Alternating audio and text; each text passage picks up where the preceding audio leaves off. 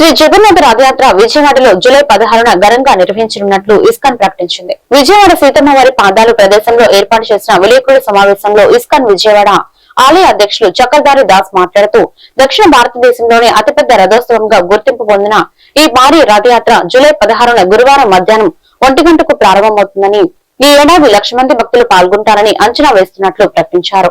దేశవ్యాప్త ప్రముఖ కళాకారులచే కూచిపూడి తదితర సంప్రదాయ నృత్య ప్రదర్శనలు మరియు నాటక ప్రదర్శనలు జరుగుతాయని, అలాగే Russia, Ukraine, Germany, Brazil, Kazakhstan మరియు అమెరికా దేశాల భక్తులచే హరినామ సంకీర్తనలు జరపనున్నట్లు చక్రధరి దాస్ తెలిపారు.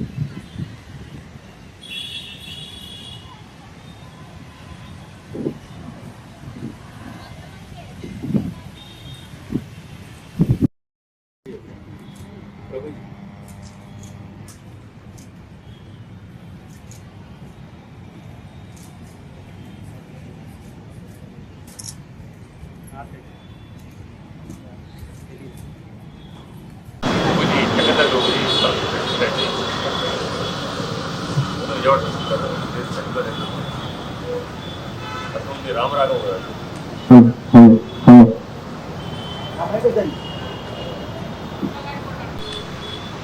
హరే కృష్ణ. నా పేరు చక్రధారి దాస్. నేను ఇస్కాన్ విజయవాడకి మంత్రి అధ్యక్షులు సేవలు అందిస్తున్నాను. జగన్నాథ స్వామి రథయాత్ర మరో 2 రోజుల్లో ప్రారంభం రాబోతుంది. ప్రపంచంలోనే వార్షిక ఉత్సవాలలో అతిపెద్ద ఉత్సవం జగన్నాథ రథయాత్ర.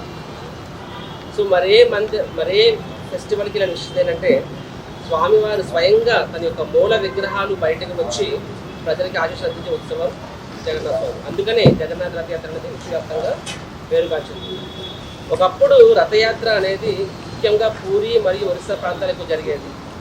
కానీ ఇస్కాన్ సంస్థాపకాచార్యుడు శ్రీల ప్రభుపాదుల వారి యొక్క విశేష కృషితో ఈరోజు ప్రపంచవ్యాప్తంగా 700 పైచిలకు రథయాత్రలు జరుగుతున్నాయి.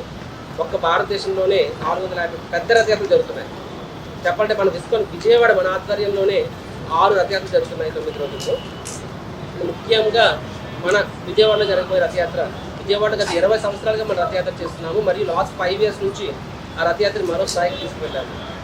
పూరి మందిరంలో ఏ విధంగా అయితే 9 రోజుల ఉత్సవం జరుగుతుందో, నాట్ సింగిల్ డే, అదేవిధంగా మనం కూడా స్వామివారు ఎండ్ పాయింట్లో గుండిచా మందిరాన్ని స్థాపించి మీరు గమనించవచ్చు. ఇక్కడ దాకా ఇదంతా సెటప్ అనమాట. స్వామివారు ఇక్కడే వచ్చి 3 రోజులు ఉంటారు. సో ఈ సంవత్సరం మన ఇస్కాన్ విజయవాడ రథయాత్ర 16వ తేదీ నాడు మనం జరుపుతున్నాము. ఈ రథయాత్ర భవానీపురంలో సితార్ జంక్షన్ దగ్గర ప్రారంభమయ్యి సితార్ మీదుగా మరియు స్వాతి థియేటర్ జంక్షన్ మీదుగా భవానీపురం రోడ్డు మీదుగా వచ్చి సీతమ్మవారి పాదాల దగ్గర ముగుస్తుంది. పూర్తిగా 6 కిలోమీటర్ల పైచిలకు ఉంటుంది. సో ఈ రథయాత్రలో అందరూ కూడా పార్టిసిపేట్ చేయొచ్చు. కుల, మత, వర్గ, భేద, ధనిక, పేద ఎటువంటి తారతమ్యం లేకుండా ప్రతి ఒక్కరూ పాల్గొంటారు ఉత్సవంలో. అందరూ కూడా పాల్గొంటారు ఉత్సవంలో. రథాన్ని తాగుతారు, అవకాశం ఉంటుంది. సో ఫైనల్గా రథం వచ్చి